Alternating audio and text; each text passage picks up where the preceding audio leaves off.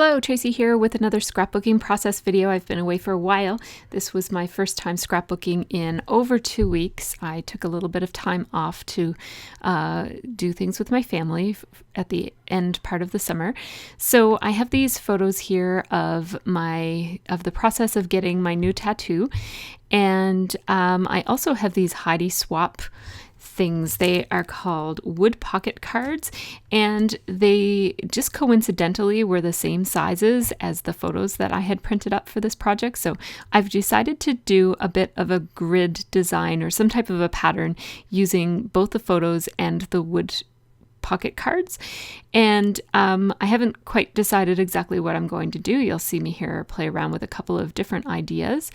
And I have the Wednesday Nights kit from Scraptastic, and I'm just going to play around a little bit with a couple of different layouts. And this is the one I'm going to end up keeping. This one with kind of two grids, a larger one and a smaller one side by side, and going across the middle part of the layout, kind of like a band in the middle. And so I just need to find a good background paper. So I'm going to have a look at the pattern papers that come in this kit, and I'm looking for both a background paper and for another pattern paper that will act as my accent. I guess, I wanted to have a pattern somewhere on this layout. So I really like this one, and I like how it looks peeking through the little holes in the pocket cards. And so I don't know if you guys can hear that. There's a lot of noise upstairs, so I'm sorry. They're listening to a movie very loud. Anyhow, my apologies if you can hear all of that. And so anyhow, I'm laying them out, and I'm going to cut this background paper because I really like how it shows peeking through the different holes in the wood veneers.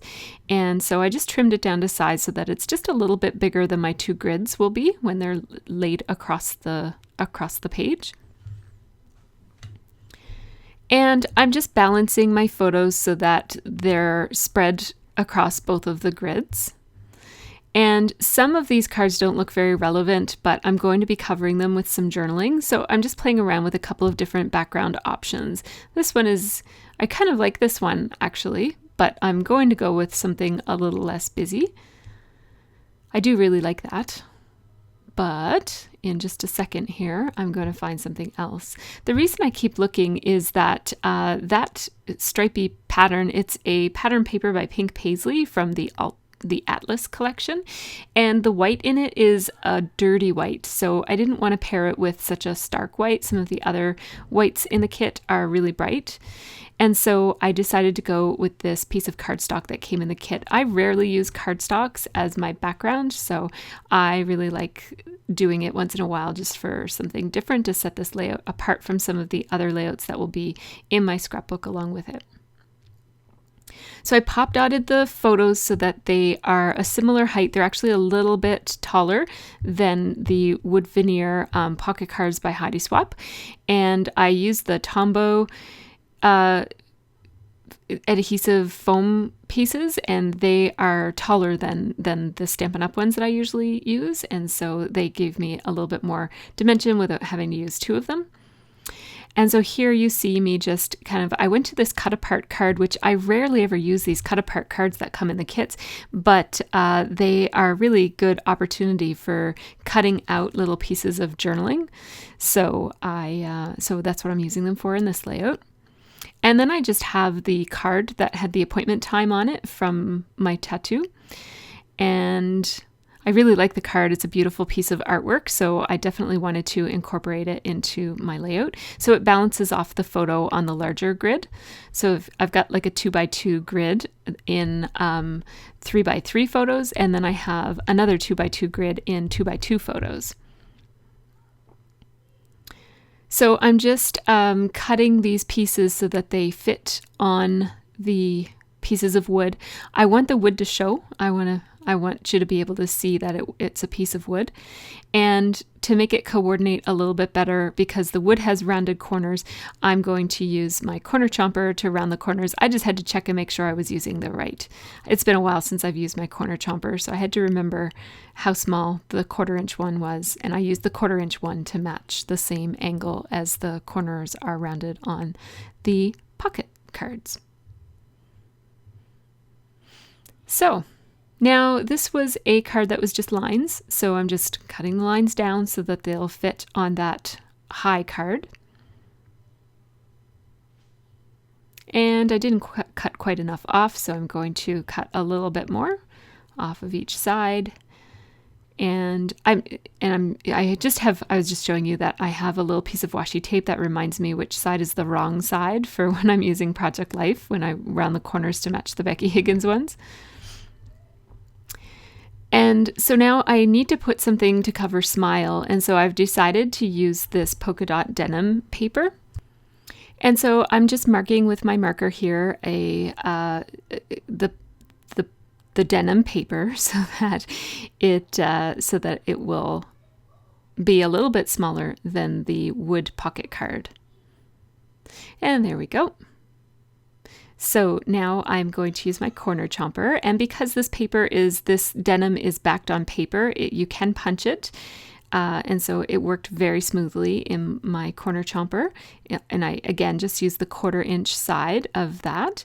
And then I just used my ATG to glue that patterned piece of denim right over top of the word Smile so that it covers it entirely. And this is sort of what the overall layout is going to look like. This right here. So I was thinking about making the tattoo appointment card be kind of askew, a little bit kind of not straight, but I decided to line it up, and I'm lining it up because everything else is going to be lined up, but I'm also lining it up so that you can see the polka dots on either side of the card, because otherwise it was looking like there were just random dots on the denim that didn't look like a specific pattern, and I didn't want it to look like there were just 2 random dots there for some strange reason. So I just made the card line up so that you could see that there was a dotted pattern underneath of it. Now I'm just using my 0.05 journaling pen to run 2 lines all the way around that patterned paper. Again, that's Pink Paisley's Atlas collection. I really love that stripe, and I like how it has the stars on it too. It's really cute. So now I'm doing my journaling, and my journaling says, let me just grab it. It says, we spend so much time and effort trying to remove dandelions from our yards, ... And then over on this side, I'm writing, you see me kind of rehearsing there, making sure I have the right amount of space. It says, but if we just let them be, they are actually quite beautiful. And that is what the meaning is behind my tattoo. A lot of people think of dandelions as representing beauty in the mundane, and they mean that to me also. But the reason I wanted to get a tattoo of a dandelion is because for me, dandelions have always represented self-acceptance. And I take a lot of photos of dandelions every year, and I've scrapbooked photos of dandelions over the years. A lot of them have been in my Project Life. And so that's what I wanted to do with my tattoo. So that's what I did. Let's see. So now I'm going through some of the die cuts that came in the kit. These are from the So Fancy collection from Simple Stories, and they're really cute. Lots of pink and navy blue and gold, and lots of florals and hearts and little makeup icons and that sort of thing. So they're really cute. I picked out a couple that were not too makeup-y and not too fancy, just to trim up and decorate some of these little squares. And now you see me just looking at some of the other embellishments that came in the kit. Everything on this layout came from the kit. So these are the chipboard elements from the same So Fancy collection from Simple Stories. And I picked out these arrows that I wanted to use, and I'm going to brew on this idea a little bit. It's going to percolate in my mind while I do some other things. And I want to use that chipboard heart that has the floral pattern on it because I really love it. And it reminds me a little bit of a tattoo because just the floral pattern looks like an old-fashioned, like a vintage tattoo. So I wanted to use that. And I also wanted to use the feather because I love feathers. And so those chipboard pieces are going to make their way onto the layout. And then that one that says So Lovely, it's like a banner. It's going to dangle down underneath of my journaling. And I really wanted to use a brad there. But that brad is just a little bit too big. So, and those aren't real brads, they're sticker brads, which I love, by the way. I love not having to poke a hole. It makes using them on wood and chipboard a lot easier. So I'm going to take the LOL one because we laughed a lot. I went with my friend Stephanie Hart, which some of you guys might follow her on. She has a YouTube channel, a new YouTube channel now, and you might follow her blog. She's a great scrapbooker. I love her work. And she does a lot of mixed media. So I went with her and we were laughing a lot. So I thought the LOL was appropriate. And I love that little button with a star in the middle. It's a wood button and it's so cute. I love, love, love those. And I just want to layer a couple of embellishments around this business card here just to dress it up a little bit. And I like the chevrons, how they sort of point at the card. And I like that I just like that button. So I want to use it. So again, I'm just kind of thinking with my fingers there, pointing at different things and just kind of thinking. So while I try to decide what I'm going to do, this is what I often do is I'll work on a title or something that I already know I'm going to do. And it helps me think about something and make a decision a little bit later. It keeps my process moving along instead of getting stuck or hung up on a problem that I have, like what am I going to do? How am I going to layer these things together? Or which do I like better? I'll just move on and do something else for a while. And then I'll come back to that problem and either figure it out or just go with whatever comes to mind. So these thickers that came in the kit are called Lullaby. They're chipboard thickers. They're actually not my favorite thickers in the world because they fall off of the packaging really easily and it's really hard to see them and know what letters you have left. They do look really nice on the page, but as you can see, you can move them around and they don't really stick very well. They haven't come off my layout since I stuck them down. Like once you really press hard, they will stay. Well, so far it's staying. But before I put it in my actual scrapbook album, I'm just going to take a little bit of glue and re-glue every one of those letters down in place. You won't see me do that on the video because I haven't done it yet, but I'll do that before I put them in place. Before I put the layout in its envelope in my scrapbook. So now I'm toying with the idea of having that arrow on the top point to the ampersand and maybe have a little bit of layery things around there, like just a little cluster or something. So I took out a piece of pattern paper and I was thinking about maybe die cutting a shape to go under the ampersand. But then I thought that's really kind of it's going to take away from my grid. And I really want the grid to be the main thing and then maybe the title. So I'm going to think about that now. And while I do that, I've decided on how I'm going to embellish this business card. And so I just grabbed some black twine and I'm going to tie a bow in that button. I just used a paper piercer to pierce right through the paper that goes underneath the button. And then I'm going to put that in place. I'm going to use one of these Tombow glue dots. And I love that these dots of adhesive, they're not on a roll, they're individually wrapped. And so you can just grab one and use it and not have to worry. Oftentimes those rolls of glue dots, like they come apart and I don't know, I have a hard time using them. Maybe I'm just clumsy. But I love this idea of the glue dots that are all like self-contained. I really like that. So I just used my roller date stamp and stamped the date on that die cut that came in the So Fancy collection. I'm using my tiny attacher to staple that in place. And then I'm going to take that resin ampersand that came in the kit. That's exclusive to the Scraptastic Kit Club. They're including resin in their kits now, and it's really pretty. And I really love it. So it just trims up that square perfectly.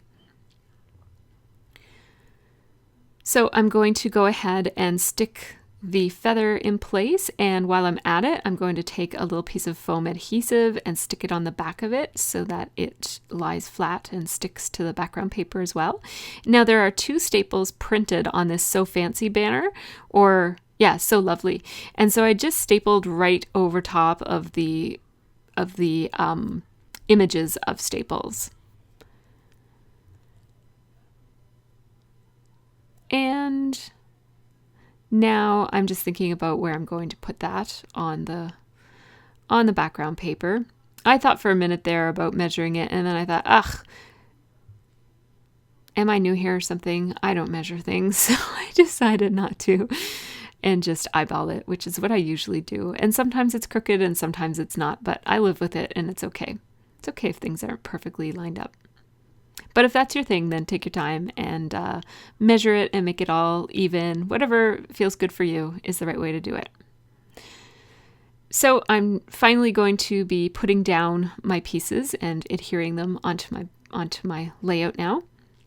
Just using ATG to attach the wood pieces to my pattern paper there.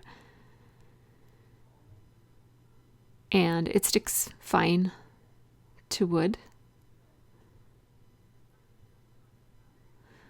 And there's that. And again, I already had those pop dots in place. They're not technically pop dots, they're foam adhesive. And putting the foam adhesive in place ahead of time means that you don't have to go back and figure out what things are sitting funny, and everything just kind of sits lined up and is on the right plane. So I used liquid glue on this one because the spaces that were available for adhering to the paper were thinner than what my ATG applicator is. So I just used some Tombow Mono multi-adhesive, which you guys see me use a lot. I love that adhesive.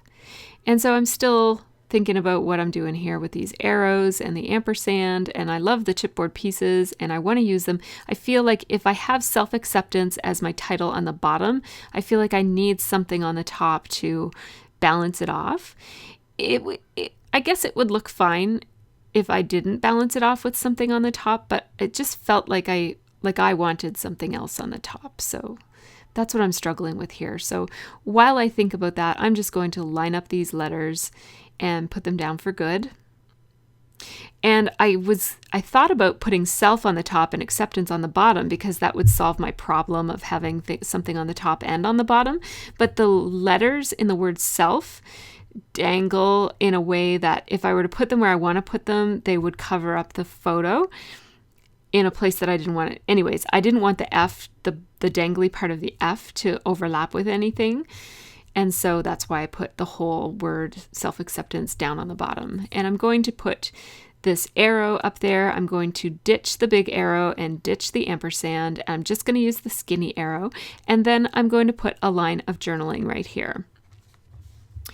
And I thought about freehanding it. And then I thought, I don't think I'm going to be happy with it freehanded.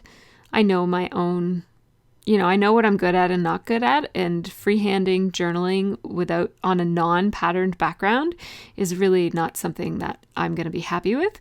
So I penciled in a line very faintly, and then I'm writing this in my gray Chamel American Crafts pen. It says, "My tattoo is about loving and accepting myself as I am." And then I just put 3 hearts there just to fill up the space.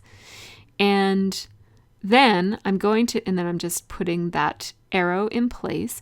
And now I'm going to take my Stettler eraser, just a white eraser, and very, very carefully, I'm just rubbing off. It's important when you're erasing journaling lines that if you rub too hard, you could actually rub off parts of your journaling and it will or rub off so much of the pattern paper that you can see that you've erased.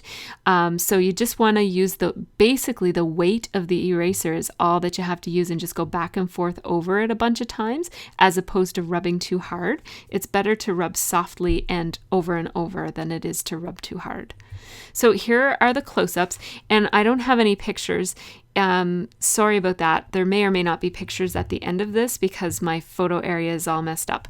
Anyhow, I hope you guys have a really great scrappy week, and I will be back with another process video in not as long of a gap this time.